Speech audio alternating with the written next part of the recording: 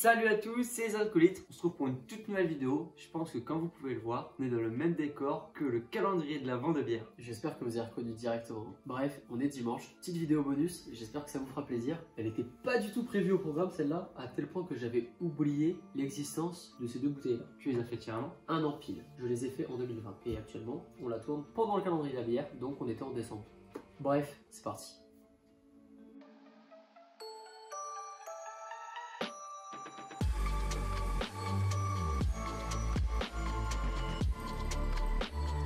Bon, en gros, on était en train de faire notre petite vidéo du calendrier de la bière. On ne vous dit pas quel jour on était, juste on a bu une bière qui était en dessous un 5 sur 10. Pas ouf du tout. Elle était pas ouf du tout. Et du coup, on s'est dit, franchement, on était sur une bonne lancée ce soir-là et on s'est dit, on va pas rester sur un échec. Et du coup, on a été regarder des petits trucs. On s'est dit, il y a quoi comme rhum arrangé, comme alcool qui traînait, etc. Et là, je suis retombé sur des missiles, des petits trucs, des petites fioles que j'avais faites en test il y a un an. C'est-à-dire que tout simplement, j'ai pris du rhum, je l'ai mis dans ces deux bouteilles. Dans celle-ci, j'ai mis des oranges confites et dans celle-ci, j'ai mis des cerises confites. Donc qu'est-ce que c'est des oranges confites et des cerises confites? Bah tout simplement les oranges et des cerises que retrouve au rayon fruits secs, bien sucré sa mère. D'accord. Très très fort en sucre. Et ben du coup, on va se servir un verre chacun. C'est du rhum charrette que tu as mis dedans? Je pense Alors que là- c'est charrette 49 degrés parce qu'à cette époque-là, on faisait des rhums arrangés Et qu'avec ça. je pense que t'as raison, je pense. Ok, bon, ça sent le rhum. C'est vrai? Ah, ça sent le rhum. Ça sent le rhum. Je tire pas trop fort. Ouais, mets des petits.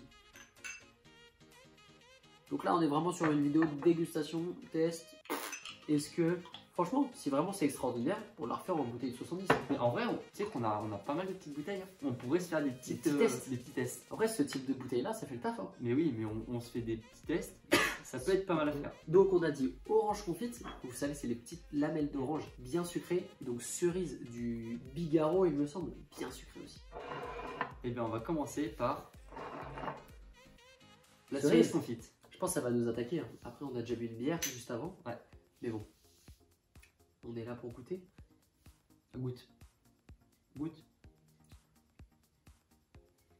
C'est hyper sucré. C'est pas mal, C'est sucré. c'est très sucré, C'est trop sucré.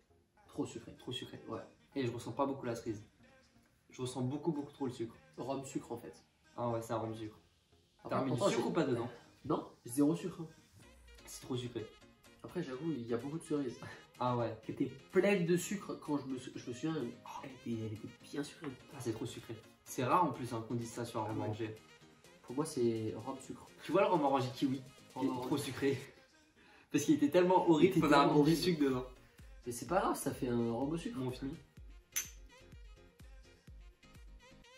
Mais du coup, ça passe facile. Ouais, bah oui. Enfin non. Ah, il est trop sucré. Si moi j'ai un petit peu la cerise. Hein. Ouais, mais on sent que le sucre. Moi je trouve il passe bien. Hein. Moi, j'aime pas. Voilà. J'aime pas.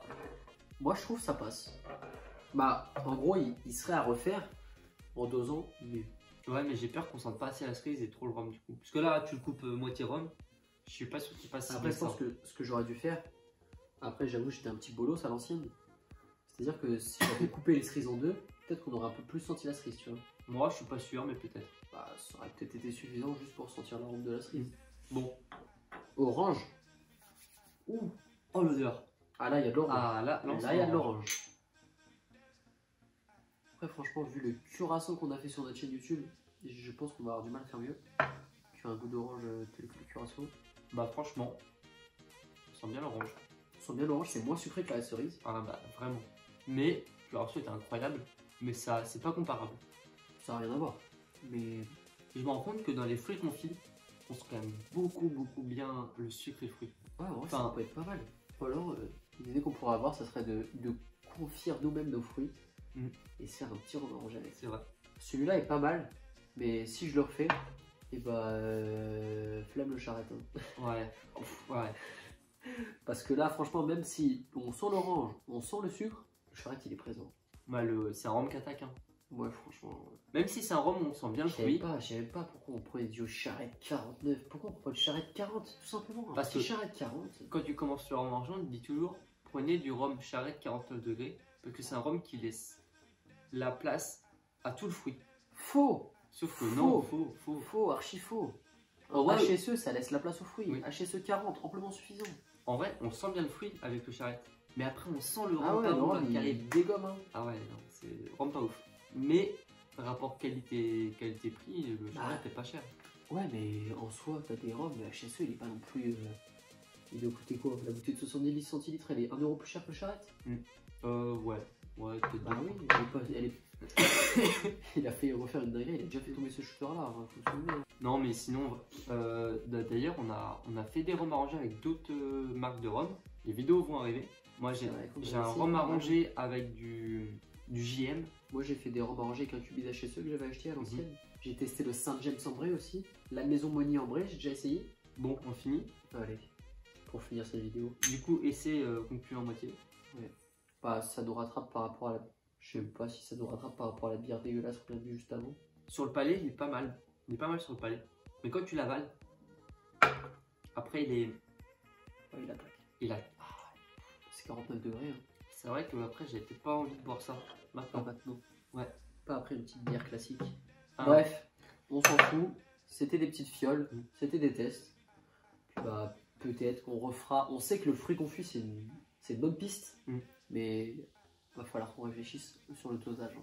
Après, vraiment, c'est pas des rhums gâchés. Parce que ça, on le dilue avec des jus de fruits en soirée. Ah non, ça va partir. Hein. Oui, ça part.